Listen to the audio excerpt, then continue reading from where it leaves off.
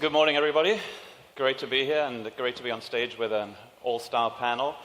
I'll give you a little bit more of an introduction as to who you've got here, first of all. We'll be talking about sustainability generally, but I get the feeling that a lot of what we'll talk about is climate change and what your companies and organizations can possibly do. So let's start with Christiana Figueres. You heard she's the convener of Mission 2020, but she's also one of the foremost leaders when it comes to global climate change, or rather combating global climate change as well. She's the former executive secretary of the UN Framework Convention on Climate Change.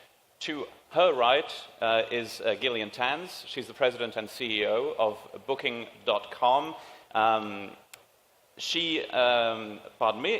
of the largest travel e-commerce companies in the world. She joined in 2002, a long time ago, when it was a very small company. Now it has 17,000 employees altogether in 198 offices.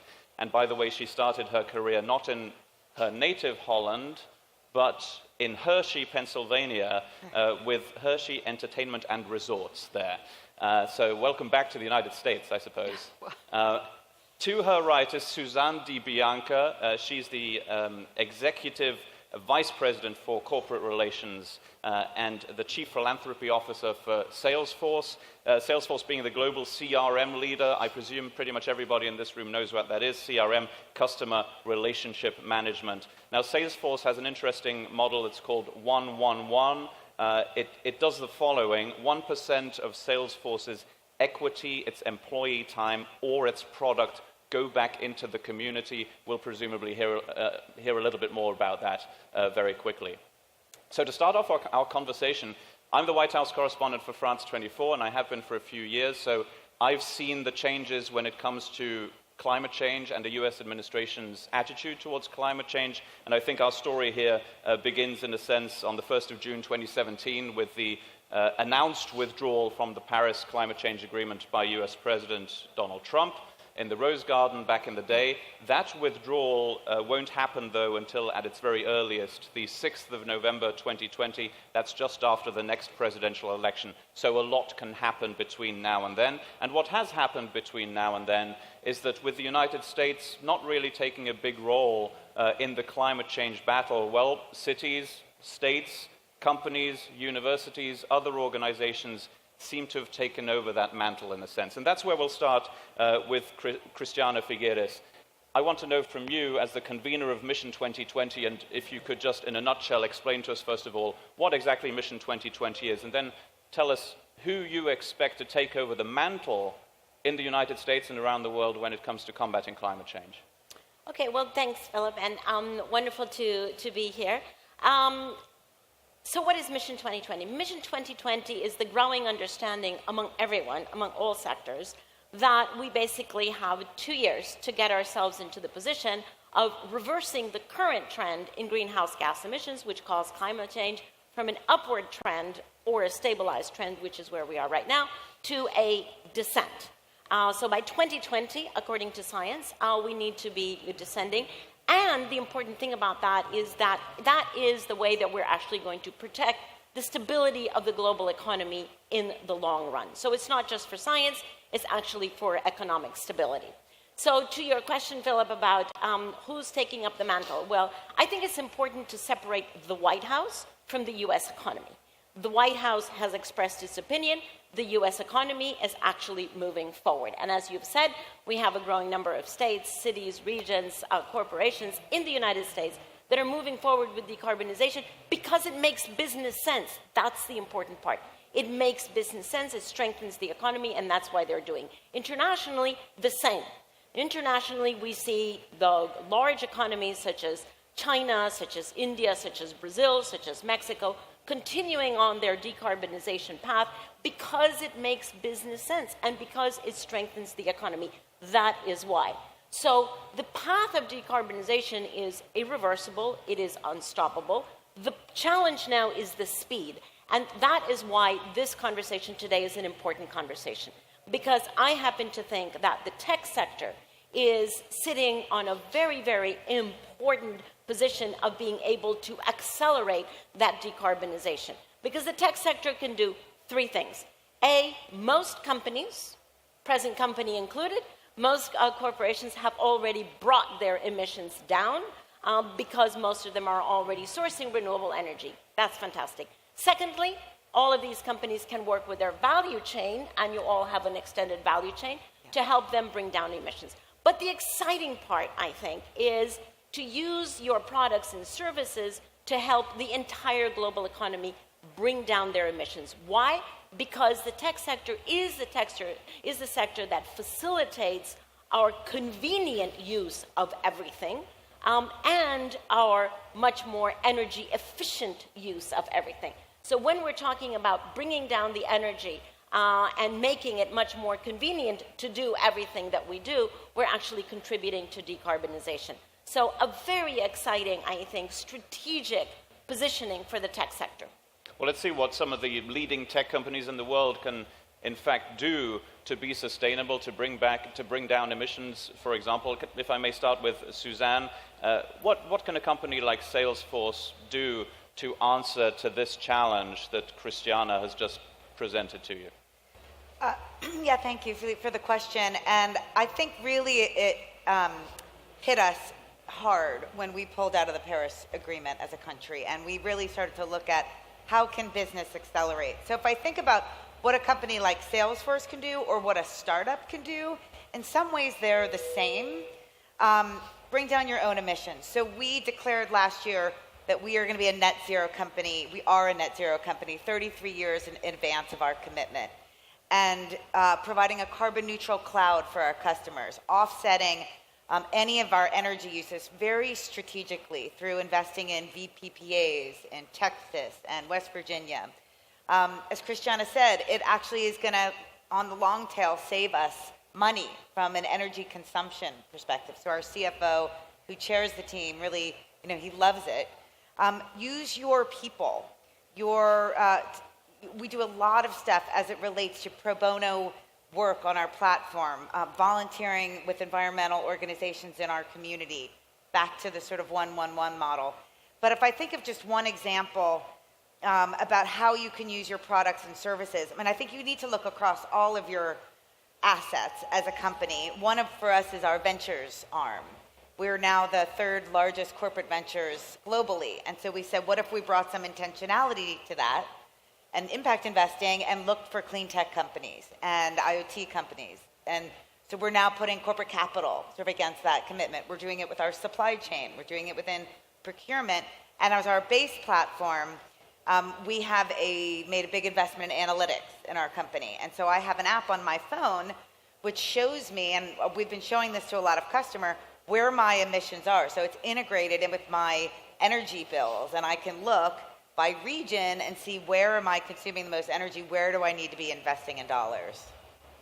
Gillian, if I may move on to you as the CEO and president of Booking.com. Booking.com, of course, I associated, and many of you probably as well, with travel, with air travel as well. CO2 emissions from air travel are going up steadily.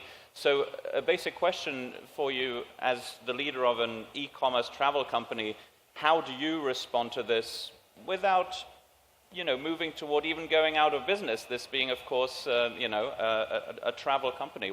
How do you respond to that? So the mission of Booking is to empower people to experience the world.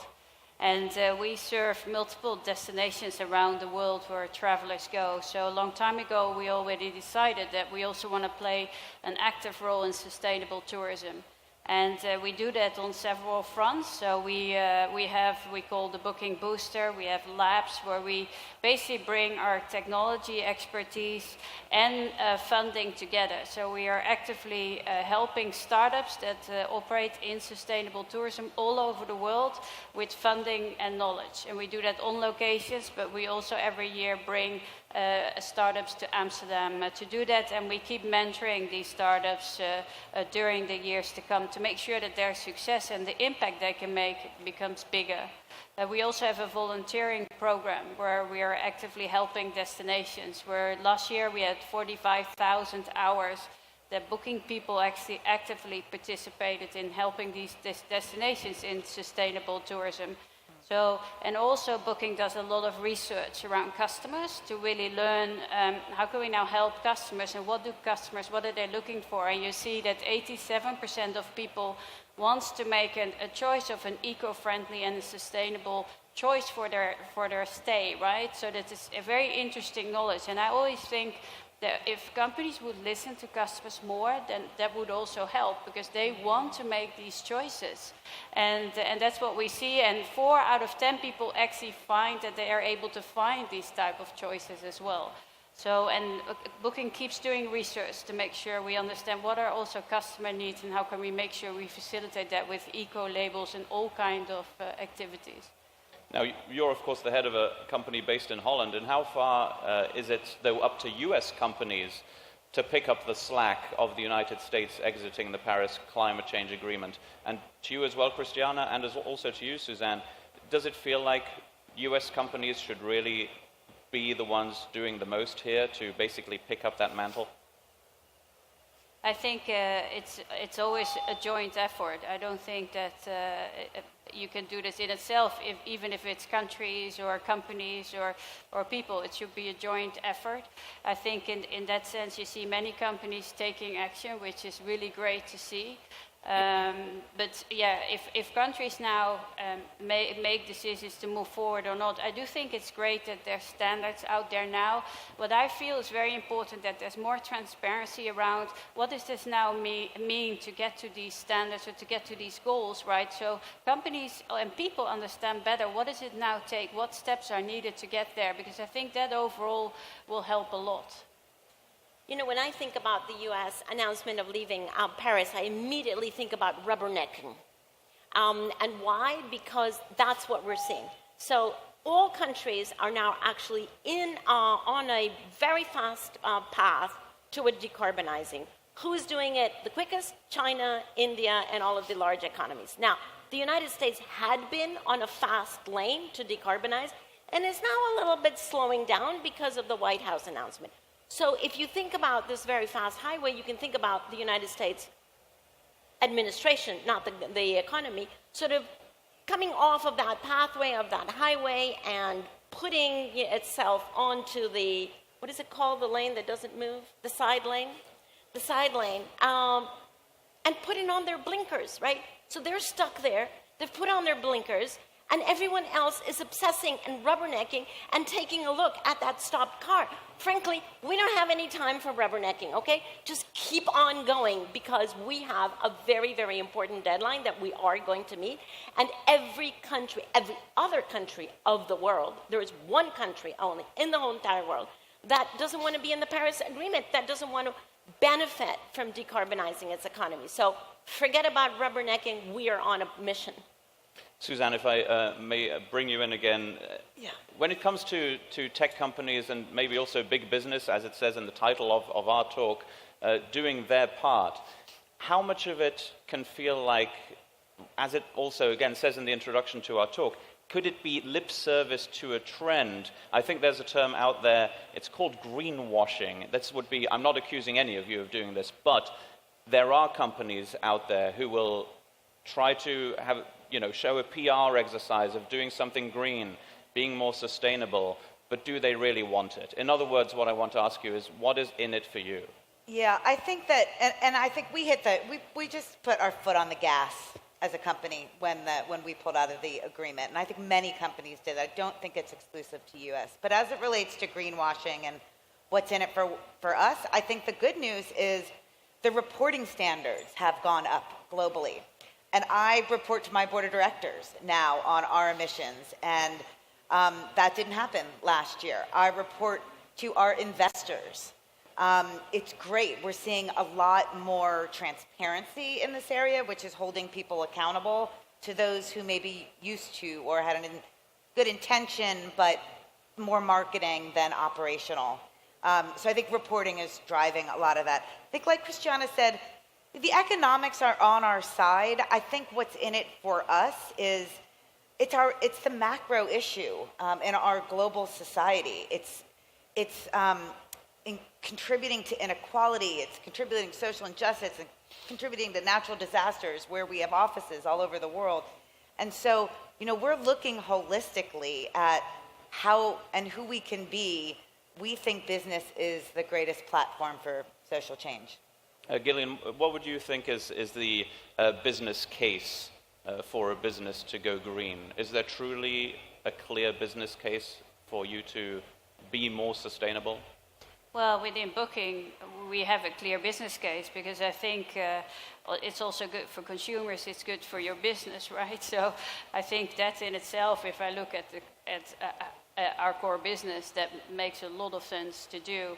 I think the only difficulty is that it needs a lot of strategy and planning across the whole, in our case, then the whole travel ecosystem. That's why sometimes it makes it more complex, but I think eventually, and it will take time, we will make steps and move forward. And whatever we can influence ourselves, we are doing more and more. And of course, it's never enough, but I think as a company, you need to take ownership over what you can. Absolutely, yeah. During our last minute on stage, I'd like to do a little bit of a lightning round with all three of you, with Suzanne, with Gillian, and with Christiana. I'd like you to ask two questions really quickly. First of all, which company in the tech sector do you believe is an example to follow?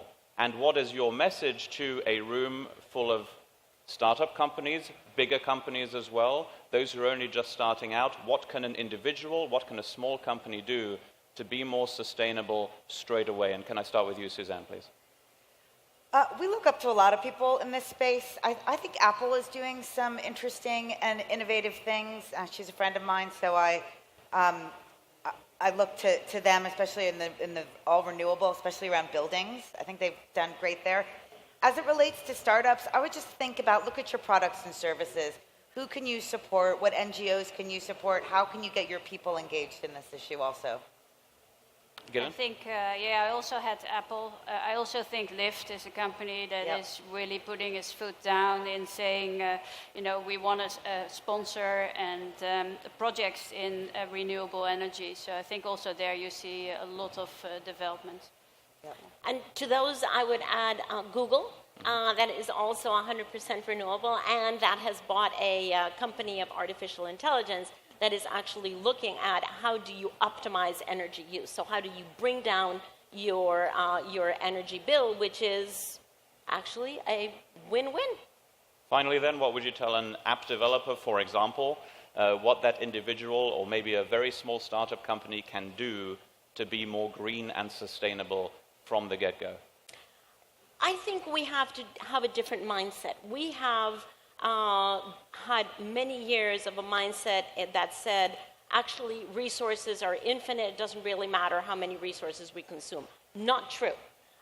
We have to have an energy-efficient, resource-efficient mindset and be very intentional in whatever your business model is, whatever your products and services. Always ask very intentionally, how can I bring the best services, the best products, the best experience to my customers while being most resource efficient? Whatever the resource is that you're using, if it's energy, if it's water, if it's any other kind of footprint, because we have reached planetary boundaries and we have to be able to do that. The cool thing is, as Gillian has already said, and Suzanne also, customers really want it. So you already have capital shifts in that direction, you have regulation in that direction, you have technology that is helping, and customer demand. And when all four come together, which they are, then you have, the very well-known adage that is, change may take longer than you think, but then it happens much quicker than you thought. And that's where we are right now. That's where we'll leave it. Thank you very much for your time. Suzanne DiBianca of Salesforce, Gillian Towns of Booking.com, and Christiana Figueres of Mission 2020. It's been a pleasure to be on stage with you. Thank you. Yeah.